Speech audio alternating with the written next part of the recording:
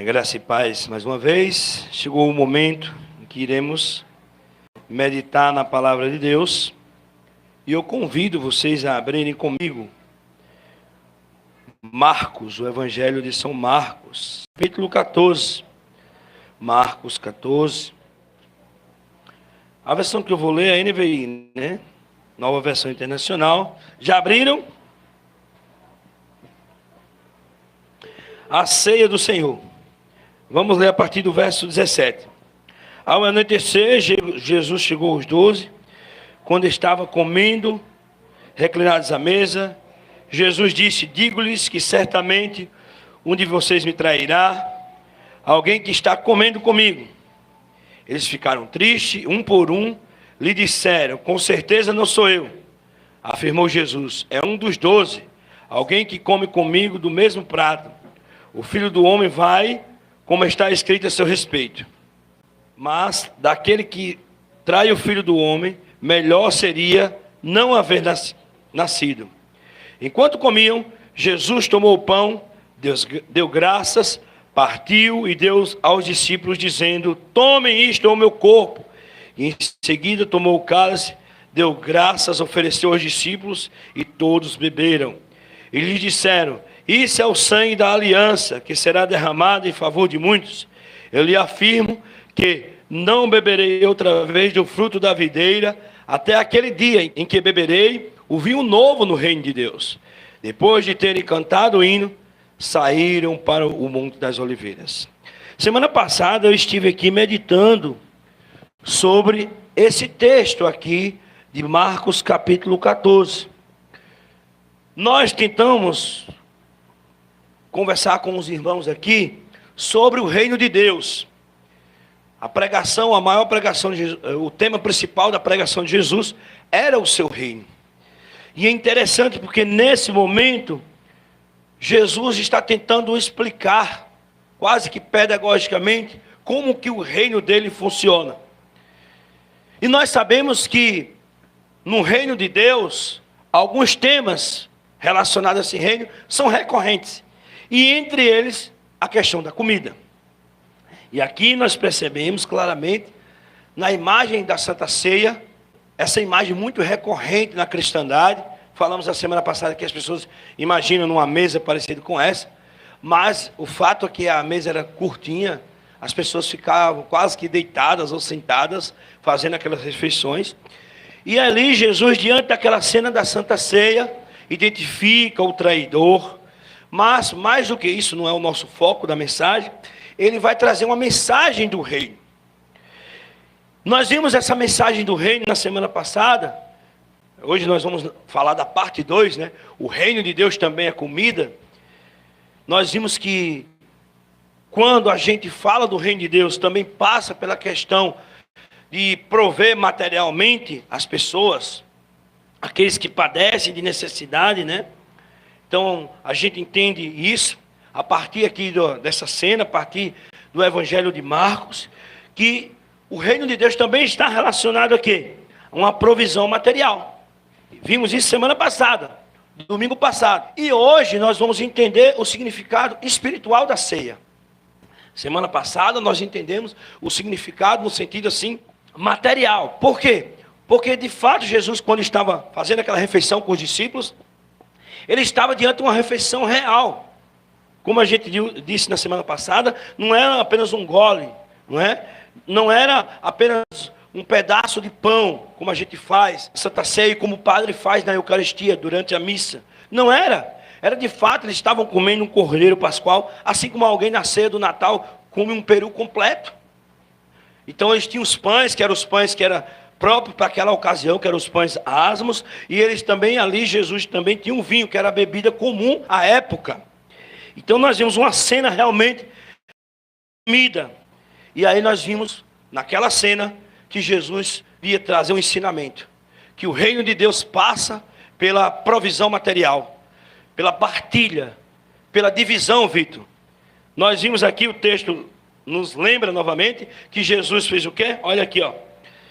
Tomou o pão, deu graça, partiu e deu aos seus discípulos. Ele pegou o pão, abençoou, fez uma oração oração sobre o pão. Depois que ele abençoou, ele partiu. E depois ele entregou, deu aos discípulos. Então, essa é a mesma cena. E é interessante que apenas no Evangelho de Marcos é possível perceber isso. Que Jesus fez, irmão Yendes, no relato lá de Marcos, na multiplicação. São os 4 verbos que se repetem aqui na Santa Ceia. E lá era uma cena de comida, de provisão material. Pois lá também a Bíblia diz que Jesus tomou o pão, Jesus abençoou o pão, Jesus partiu o pão e Jesus deu à multidão. Partiu o pão com a multidão, entregou à multidão. Então nós precisamos no reino de Deus ter aquele sentido de partilha. O reino de Deus passa pela questão da justiça, como falamos a semana passada, da provisão material. Mas hoje nós vamos entender um outro sentido que está no texto, a partir daqueles símbolos que ele ressignificou aqui. E primeiro, para a gente entender esse momento da Páscoa, em que Jesus comia com seus discípulos, e aí Jesus vai ressignificar então os símbolos da Páscoa a partir do pão e do vinho, mas antes eles tinham o quê? O cordeiro. Porque a gente sabe no relato do Velho Testamento, na comemoração da primeira Páscoa, e como foi a primeira Páscoa? Olha só, Josefinha, como foi. Essa é uma história que os antigos contavam, né? E que também está na Bíblia, que os antigos aprenderam na Bíblia. Que como foi que foi comemorada a primeira Páscoa? Primeiro, o povo de Deus estava escravo numa terra estrangeira, chamada Egito. E Deus tinha levantado Moisés para libertar o povo. E nas vésperas de sair daquele lugar, já na certeza que eles não iam mais estar ali naquele lugar, e já no contexto da 10ª praga, lá no Egito, eu acho que vocês já ouviram falar na expressão 10 pragas do Egito, né? E o que era a 10ª praga do Egito? Era que cada filho primogênito morreria caso o vingador de sangue passasse naquela casa. E só alguém que tivesse na porta da sua casa, nos umbrais da sua casa, a marca de sangue do cordeiro, eles tinham que então matar o cordeiro e colocar o sangue na porta, só esses que escapariam, não morreriam. E assim Deus tinha orientado o povo de Israel a fazer. E aí, quando o vingador de sangue passava nas portas da casa, não matava.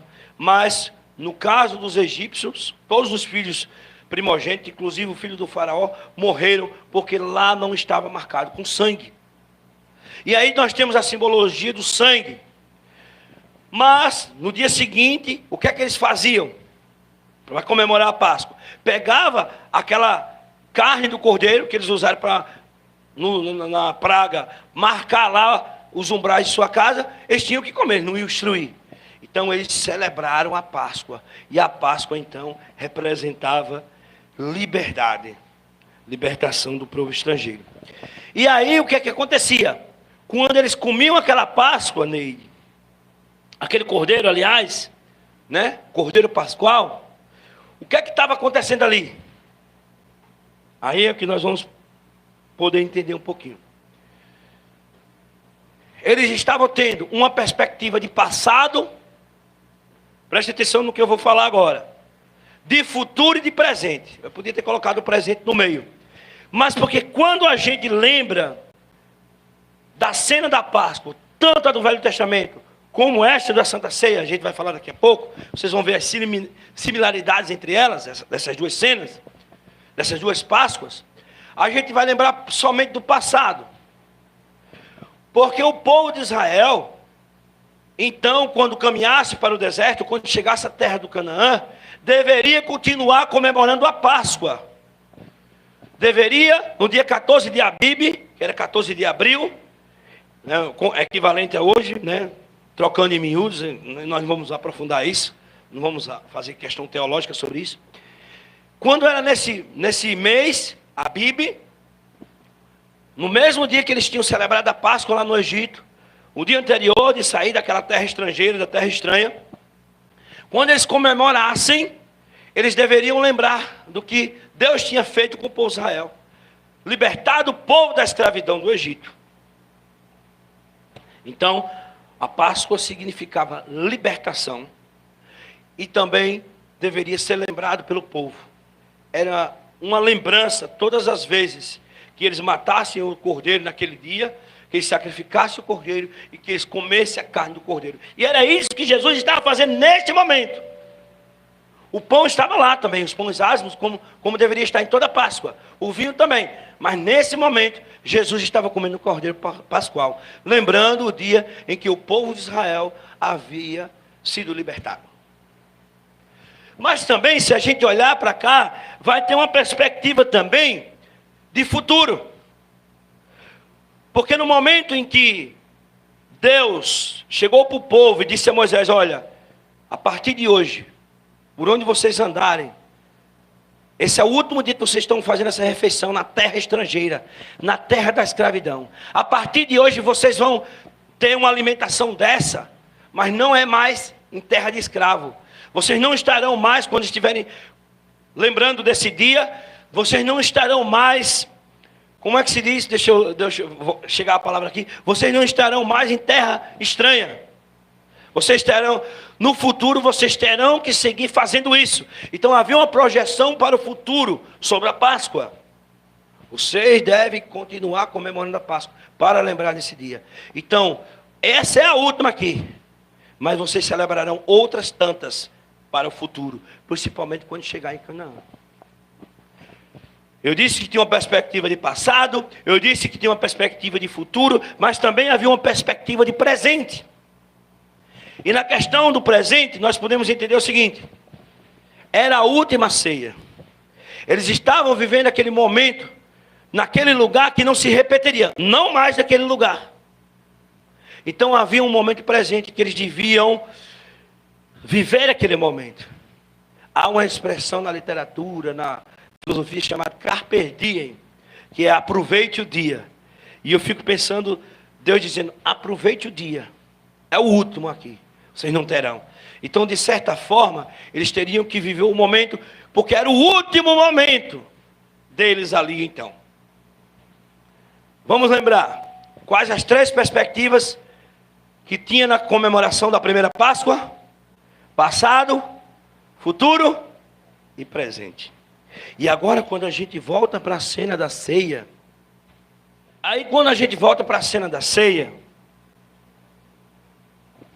eu gostaria de encontrar algumas similaridades entre essa primeira Páscoa, agora já na nova aliança, e aquela Páscoa anterior da antiga aliança.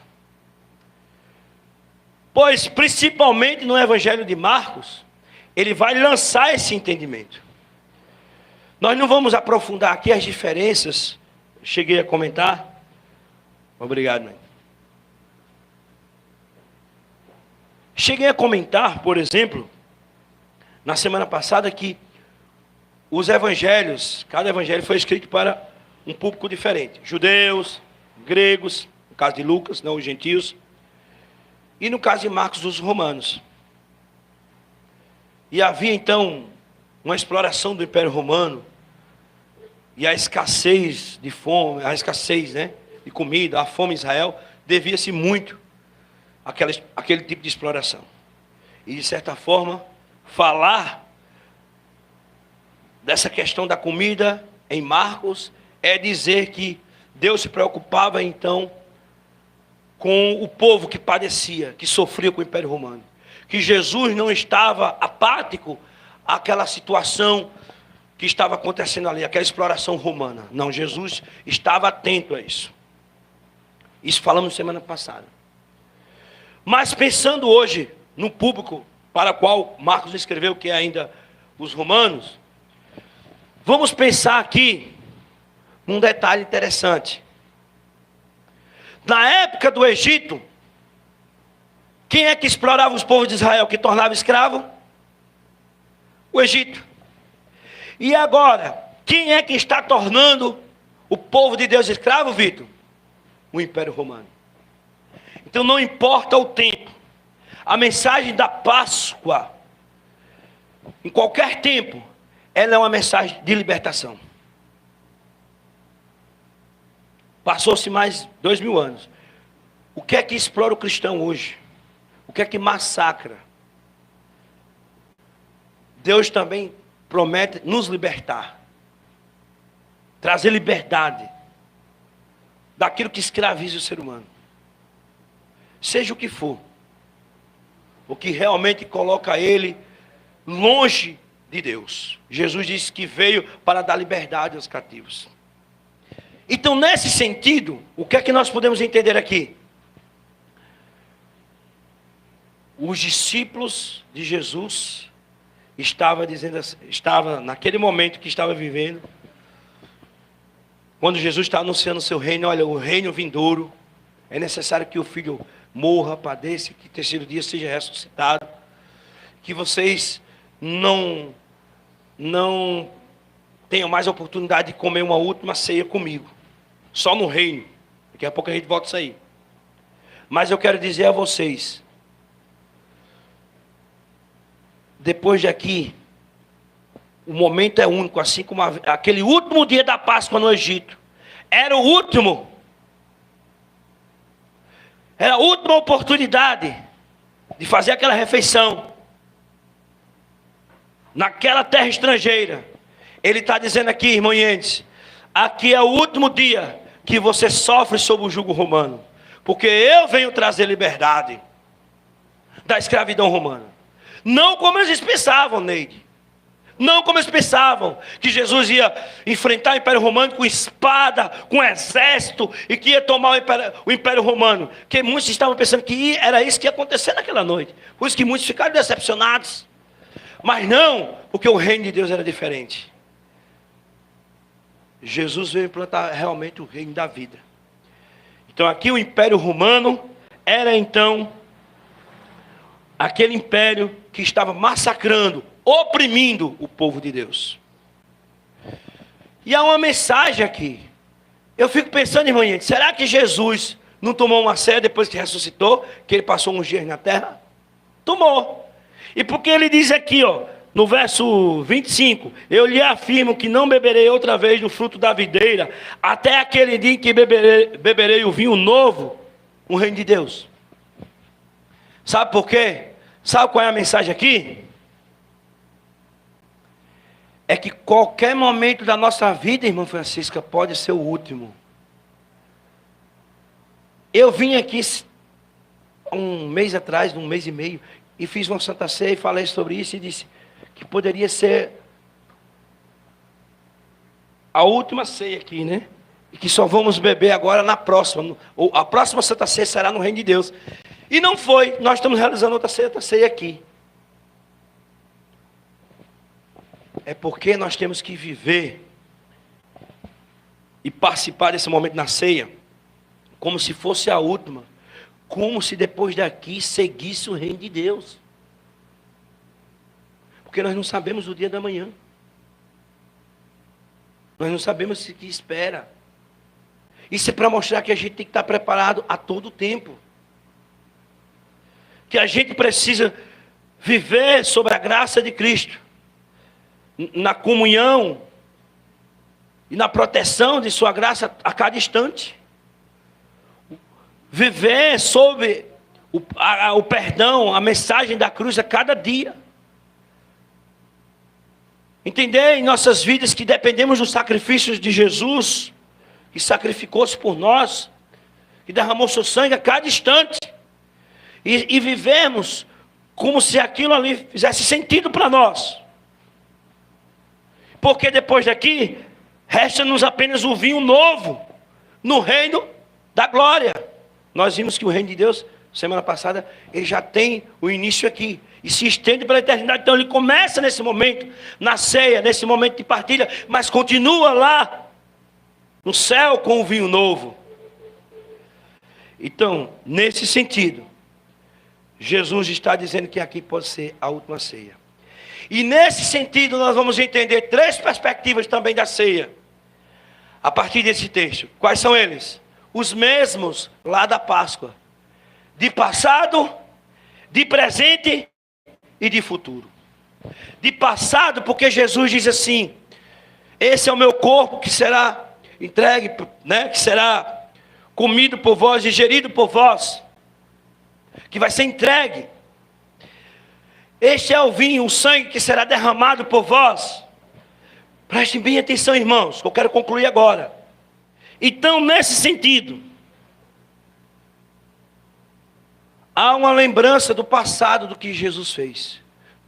Isso já está no Evangelho de Lucas, está em Paulo, né, quando diz lá em Coríntios, fazer isso em memória de mim. Amém? Então é uma memória. É uma memória. Ou seja, nós lembramos do que Jesus fez por nós. Assim como o povo lembrava da libertação que eles tiveram, da terra da escravidão, Jesus Cristo também, por meio do seu sacrifício vicário, porque derramou seu sangue, tia Cassinha, porque morreu, seu corpo foi moído por nós, traz uma lembrança. E sabe, também pode ser uma perspectiva de futuro, porque Jesus diz o quê? Que todas as vezes que você comer desse pão e beber desse vinho, você está anunciando a volta do Senhor. Então anuncia. Por que estamos anunciando? Exatamente por esse texto aqui, ó. Eu lhe afirmo que não beberei outra vez do fruto da vide, até aquele dia em que beberei o vinho novo no reino de Deus. Então eu estou anunciando que cada vez que eu repito esse ato do pão e da ceia, eu estou anunciando a volta de Jesus, o reino vindouro, o reino que eu vou poder beber o vinho novo, que pode seguir esse momento. Ninguém sabe se Jesus volta amanhã, porque muitos naquela época de Paulo também acreditavam que Jesus voltava ali na época de Jesus, né? Então, nesse sentido, eu estou anunciando o reino vindouro. Então, eu estou tendo uma projeção para o futuro. Então, eu tenho uma questão do passado, porque mostrando o que ele fez por nós lá na cruz, e também uma projeção para o futuro, anunciando que o Senhor virá. Mas há também uma perspectiva de presente, e eu já falei intuitivamente antes, que é o quê? Que é viva o momento. Desfrute desse momento. Assim como lá no Egito, eles tinham que comer o cordeiro pascual e desfrutar daquele momento, não como o último na terra da escravidão, na terra estrangeira. Nós que somos estrangeiros aqui, sou eu forasteiro aqui, em terra estranha estou, como forasteiro, sabendo que eu participo aqui de uma refeição como forasteiro, nessa terra de escravidão. Um dia eu estarei no reino de Deus, na terra da liberdade. Amém? Então há uma perspectiva de presente, de desfrutar desse momento, como se fosse o último. Que Deus nos abençoe. E que essa mensagem da Páscoa seja uma mensagem real em nossa vida. Que você não seja aquele cristão apenas, irmão Vitor, que acha que Jesus está longe de voltar e que o reino está distante de você, porque está no futuro. Porque quando eu participo da ceia, eu já vivo esse reino no momento, o que eu vou vivenciar lá, no banquete celestial, na presença do Mestre. Tem uma música que eu acho muito bonita, não sei se eles conhecem, que é: eu só quero estar onde estás, quero estar em tua presença, sentado em tua mesa. Então, eu estou dizendo que eu vou estar na mesa de Deus, quase como escatologicamente, anunciando o reino de Deus, o vinho novo de Deus. Aleluia! Nós vamos estar também lembrando do que Cristo fez por nós no passado, do seu sacrifício. Mas também nós vamos ter uma religião real, de desfrutar a presença de Deus, de desfrutar a salvação de Deus, o sacrifício do Senhor, agora, no presente.